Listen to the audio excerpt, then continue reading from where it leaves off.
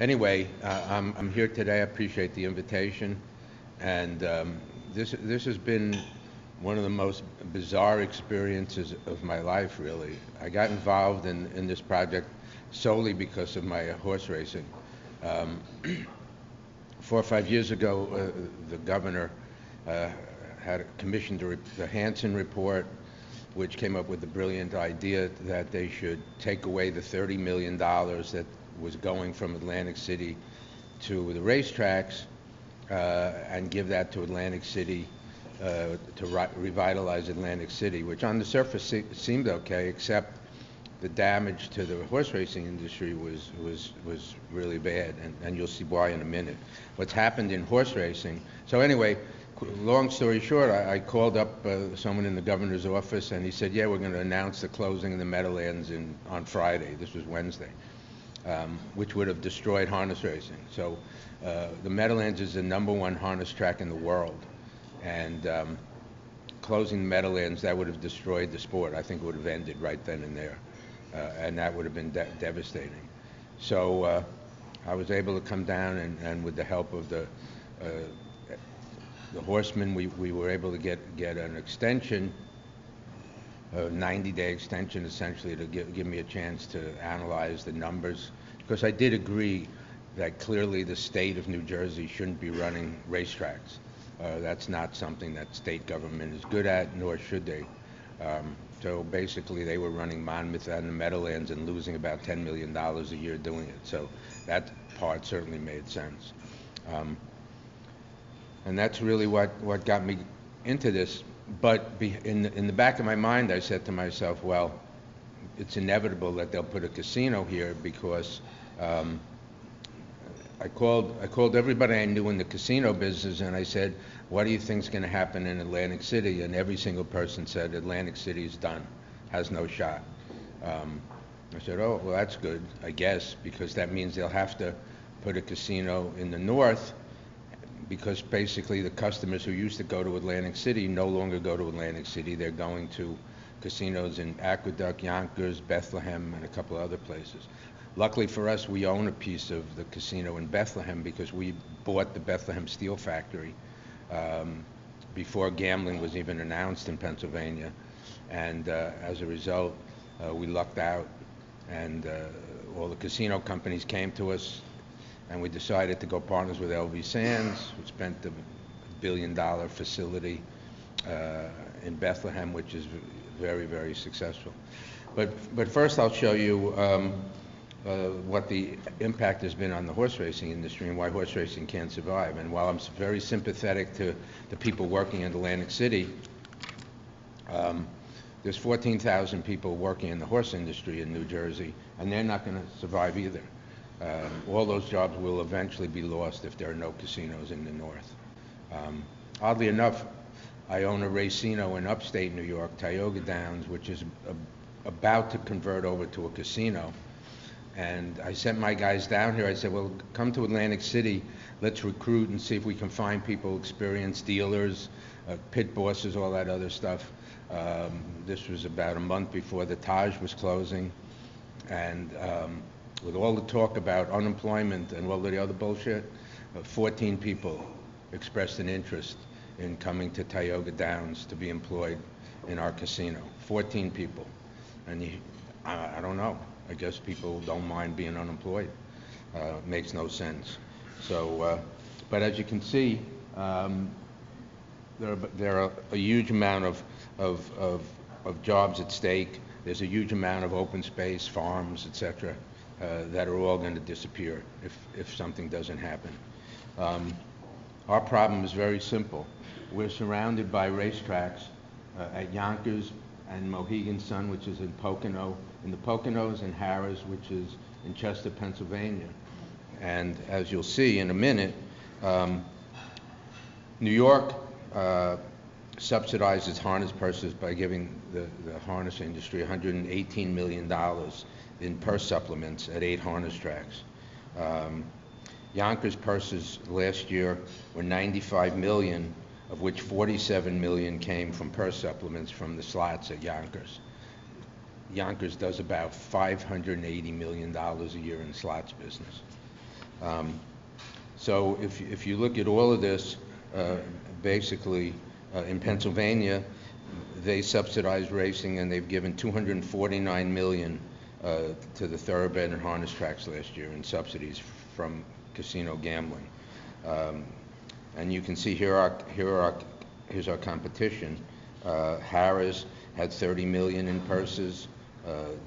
Mohegan Sun had 30 million in purses. 89% of their revenue is funded by casino gambling. These tracks are virtually empty, but the only thing keeping them going is casino gambling. The Meadowlands, on the other hand, we actually have people come, because the first thing I did when I took over, I realized that the existing building was obsolete. It had been built 40 years ago. We're actually celebrating our anniversary this weekend. And when it opened, it was a huge success. Everybody went, I went. But over time, horse racing lost its luster. Casinos opened, lotteries, TV became, 200 channels, the internet, you name it. And there was no reason, that 90% of our business is done off track. So basically 90% of the wagering on our product is done either at another racetrack or by somebody sitting at home with a phone or a computer. I do it myself. You can watch the races on an iPad. It's amazing.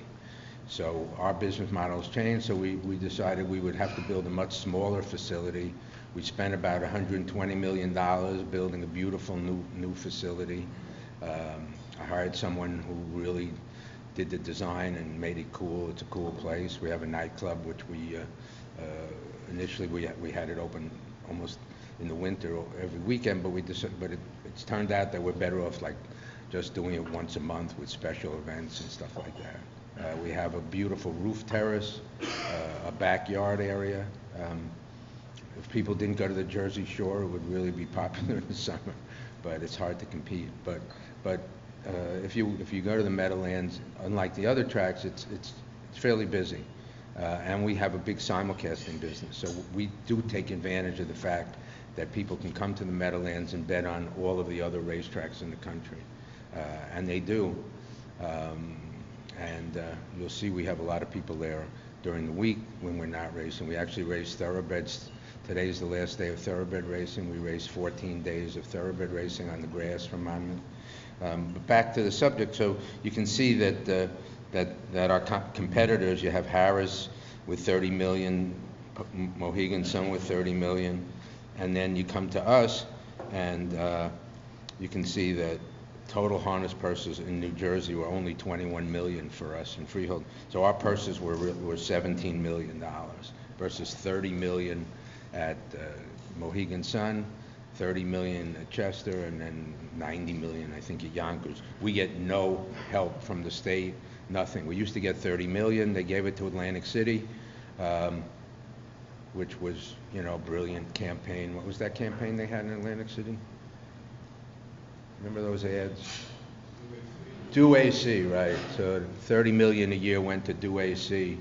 And while they were doing AC, the Revel closed. The guy bought that 4 cents on the dollar, which is shocking. I never thought the Revel would close. I thought some of the others would close, but not the Revel. So again, you can see the harness purses. We're at the bottom of the list. Even Ohio is $50 million. So we went from being the #1 harness track in the world, purse-wise, to where we're not even equivalent to tracks in Ohio. Fortunately, like I said, we built a beautiful facility, so people do come. So we get money from on-track attendance. We get money from food and beverage. We have bar mitzvahs there. We have meetings there. We have all kinds of things going on. People have, office parties, retirement parties, birthday parties. So it's a real neat place. The food is very good. I have food, unlike most racetrack food, which is lousy. We brought in ARC, which is a major restaurant, public restaurant chain. They run Bryant Park Grill and others, so they do the food. We have a terrific chef, so the food is great. Now, So that's the sad tale of woe for horse racing. So horse racing won't survive. If these Atlantic City guys want to keep plugging away and telling people that they shouldn't be casinos in the north, then there'll be no open space, there'll be no horse racing, those jobs are gone. We can hang on a little bit longer. I don't know how long Monmouth can hang on, but we can hang on. So here's the issue, and it's not real complicated.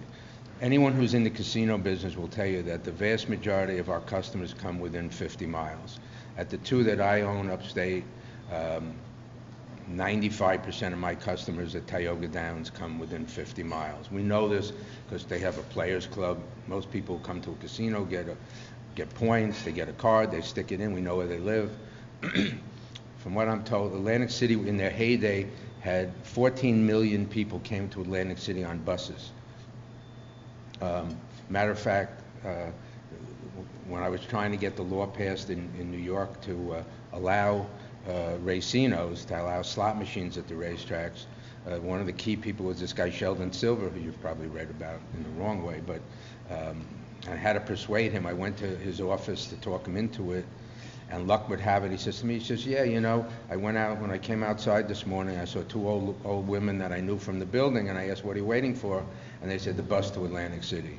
So he said, you're right, we should put these in New York. It's stupid to let these people go to Atlantic City and lose their money. So basically, Atlantic City has lost almost all of that business. There is no one coming from the north to go to Atlantic City. They're all going to Bethlehem. Fortunately, we own that, Yonkers or Aqueduct. And you can see why. Within 50 miles of Atlantic City, there are 1.5 million people. Within 50 miles of Aqueduct, there's 14 million people. Parks, another competitor, has 7.3 million people within 50 miles. Sands also has 7 million people within 50 miles. So they're doing great. Now you go look at the Meadowlands, and there's 14 million people that live within 50 miles in the Meadowlands. So clearly, if you were going to start over again, nobody in their right mind would say, let's put all the casinos where the fewest people live in New Jersey. They would certainly do what they've done in Pennsylvania and New York. They would distribute them throughout the state. But look, I love Atlantic City. I went there with my grandmother as a kid.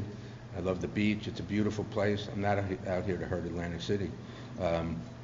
All I wanted to do was give, and I know that the Pennsylvania tax rate is very high. What's happened in these other states is they very wisely said, you know, politicians, I don't think people want to vote for us if we have to raise taxes. How do we raise money to fill the deficit? So they've all gone out and allowed casino gambling.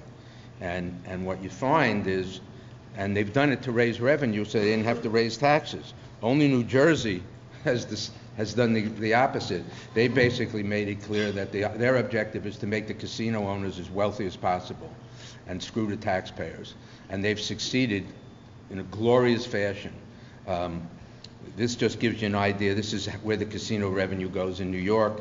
And as you can see, $949 million last year went to aid to education.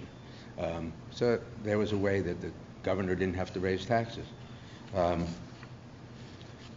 Even more upsetting, if you really care about Atlantic City, would be that a couple of years ago, Caesars owned 4 casinos, 4 of the 11 casinos in Atlantic City.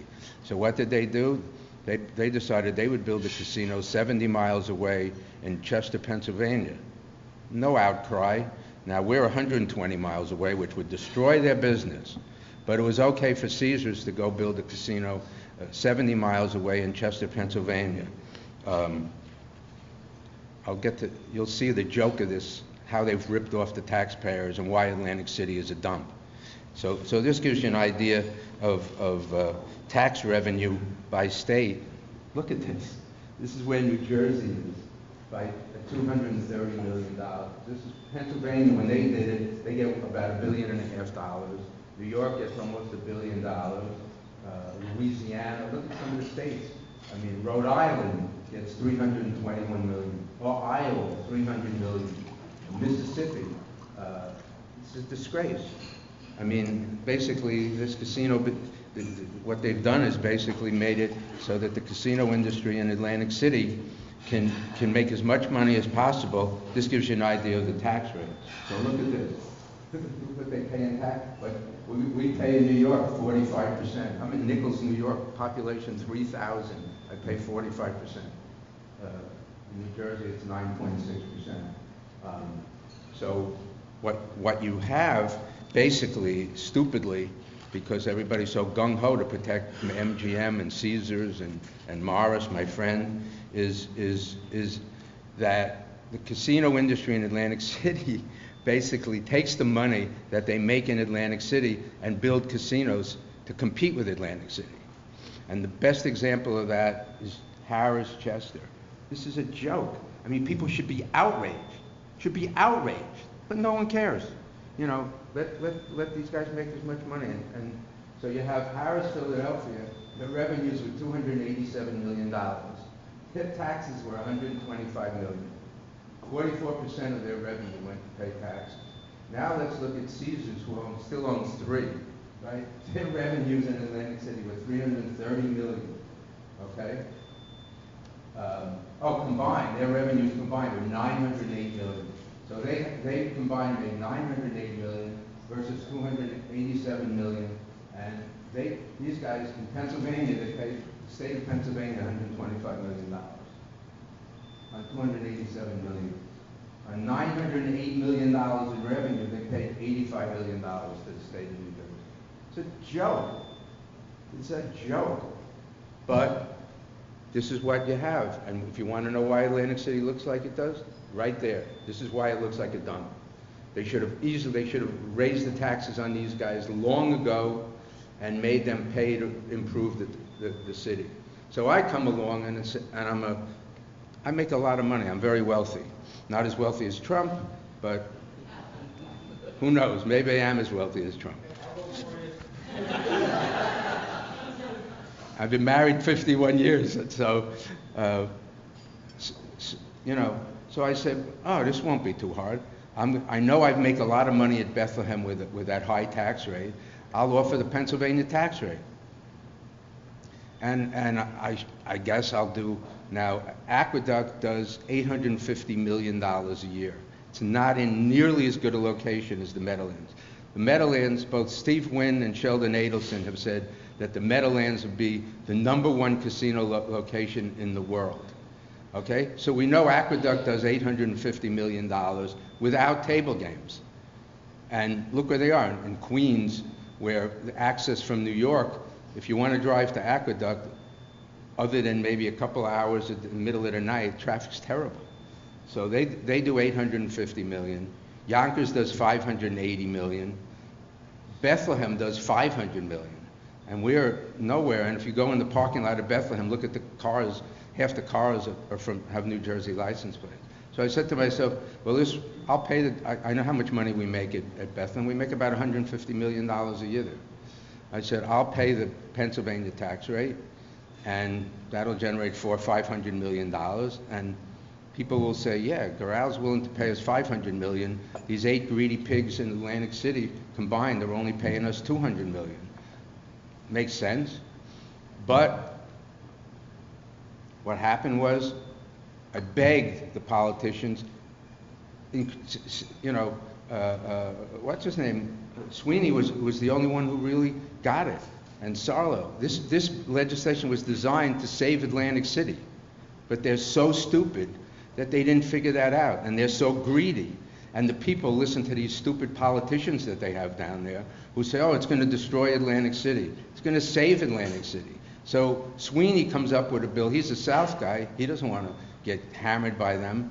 He says, Jeff, I'll put it on the ballot, but we got to rebuild Atlantic City. We got to give most of the money to help rebuild Atlantic City. I said, I'm not sure that the people in the state would really be thrilled with that idea, but if that's what it's going to take, that's what it's going to take. So they craft a bill where essentially 40% of the revenue that we would pay in taxes goes to Atlantic City.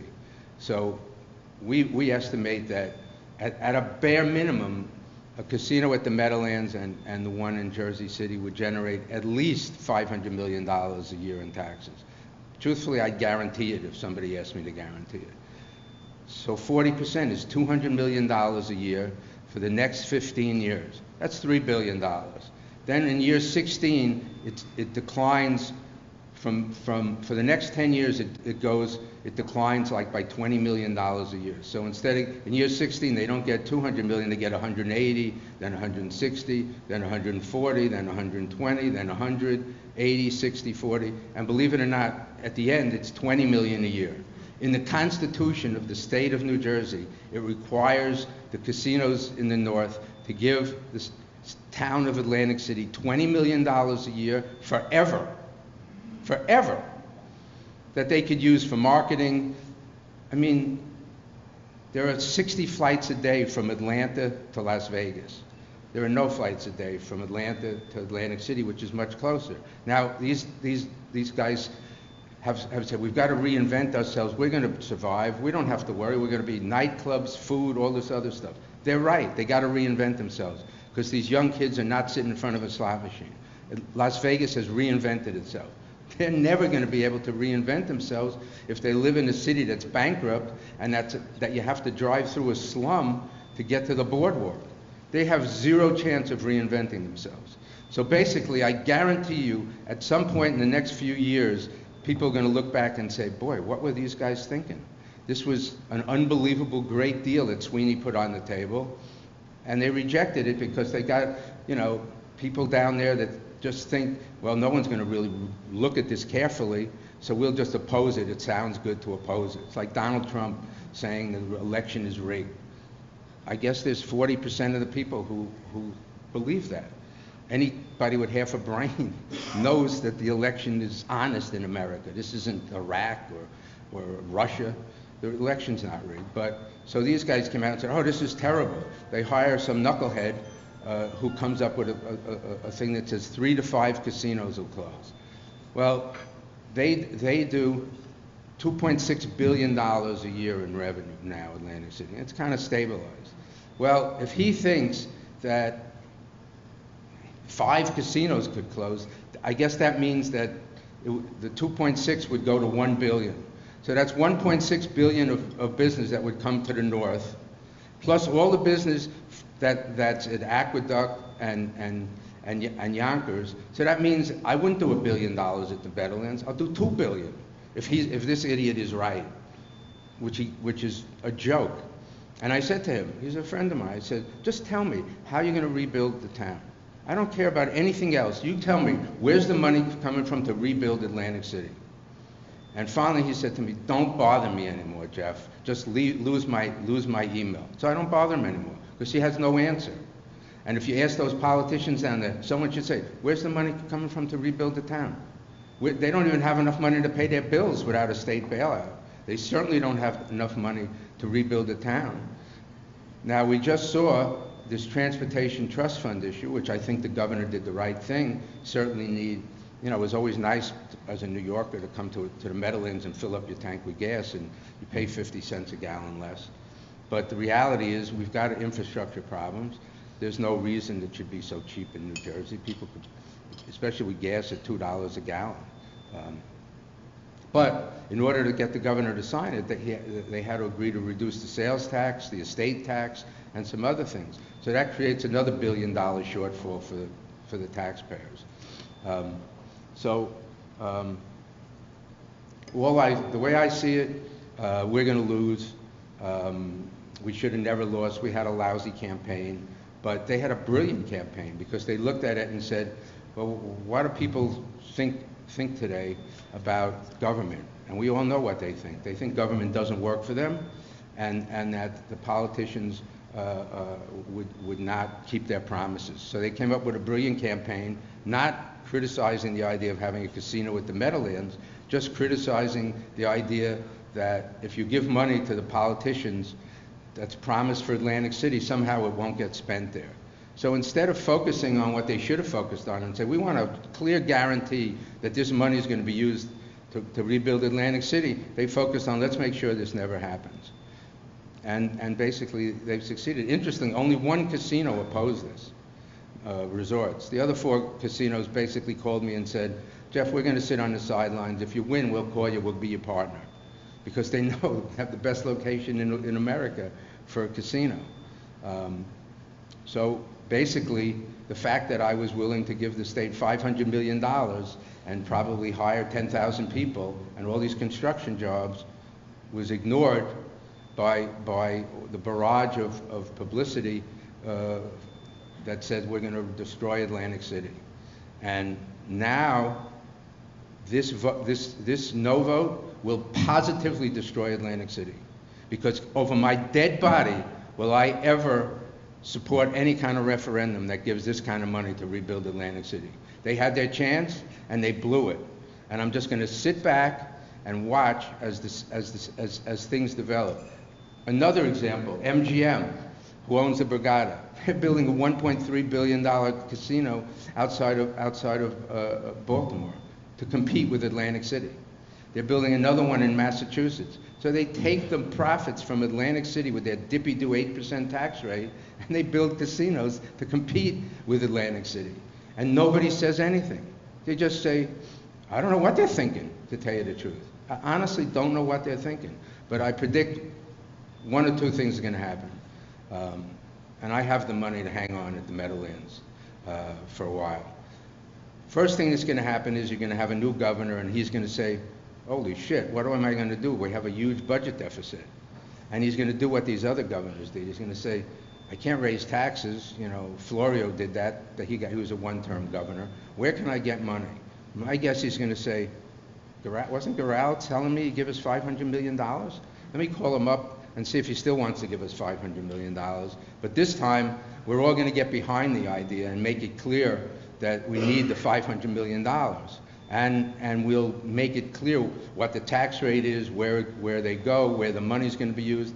I mean, that part of it I agreed to a certain extent. It should have been part of the referendum, but it wasn't. I have no idea. I begged the politicians, and everybody. The funny part about it is everybody wanted to see.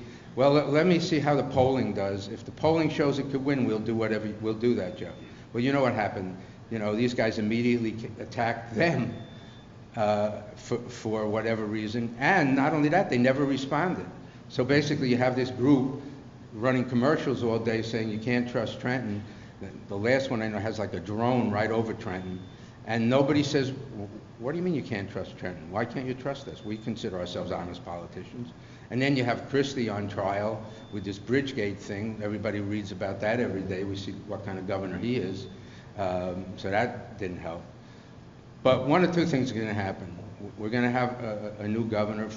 Fortunately, I think Murphy will be terrific. He's a good guy. He's not a politician.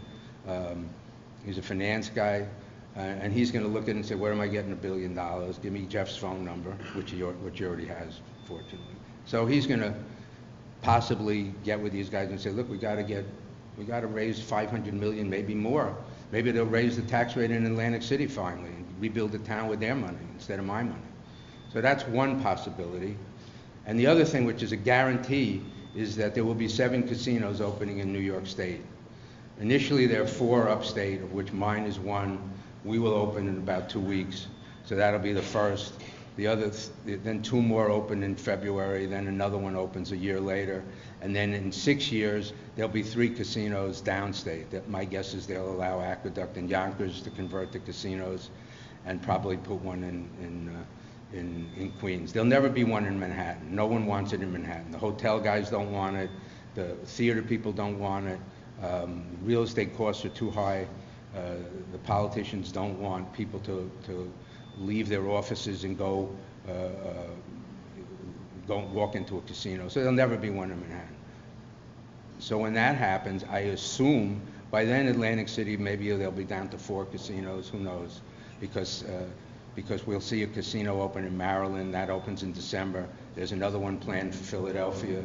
The 4 upstate, one of them is the same distance from New York as Atlantic City is, so that'll take some customers.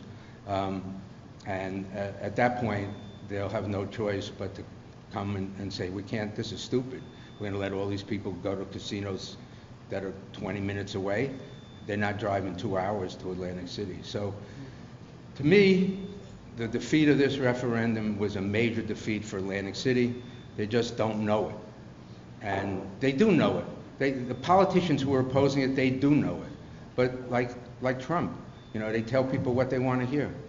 Make America great again. Make Atlantic City great again. Help save Atlantic City. Just tell me, who's rebuilding that town? And they could have gone out with our projections of $200 million a year in revenue. They could have done a $3 billion bond issue and rebuilt the town in 2 years. And then they would really be like Las Vegas. And you'd see more tourism, more flights from Atlanta. It would have been great. This was a brilliant idea Sweeney had. But, you know, you're dealing with knuckleheads down there, and somebody's writing it down. So good, because I'm going to go back and someone is going to look at this and say, Gural was right. This was a disaster. What were we thinking? They were going to give us $200 million a year to rebuild the town, and we didn't take it. So I would hope that you would get the word out. You know, my biggest concern right now is that we're going to lose by a lot, and then it'll be harder for the politicians to come back at it. So that means I might have to wait 6 years until the casinos open in New York City. I'm not happy about it, but if I have to, I will. And I just have to live 6 more years, so I'd be happy about that too. And that's it. Maybe someday somebody will wake up and say, how did we let this happen? How did we let Caesars take our money and go 70 miles away and build a casino and pay the state of Pennsylvania $125 million? Think about it. All the casinos combined pay the state of New Jersey $200 million, and there's one casino owned by Caesars that pays the state of Pennsylvania $125 million. These are the dumbest people I've ever seen. They have let these casino guys rip them off, and no one cares. And by the way, they'll be ripping them off until the last casino closes. There'll probably still be a couple, but I don't know where the money comes from to rebuild Atlantic City. And it's a shame. It's a great town, we've got a great beach, great people, and the purpose of this casino bill originally was to help the town of Atlantic City. That has not happened. They let the casino companies steal all the money. They made billions here. I mean, with a tax rate of 8%, you make a fortune. I mean, I can tell you, I have a casino in Nichols, New York. If my tax rate was 8%, I'd make $50 million a year.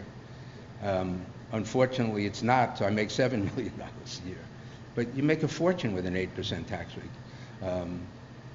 And that's my sad tale of woe. Hopefully the Bayonne Bridge will open in about a year, so that'll help us here.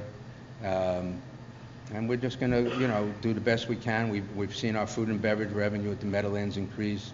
We have races this weekend and next weekend that are the best horses in the world coming to the Meadowlands. Like I said, we're the #1 casino in the world. And here's what it is. You know, I'm a big boy. I just thought $500 million would be attractive, but it wasn't. So thank you very much.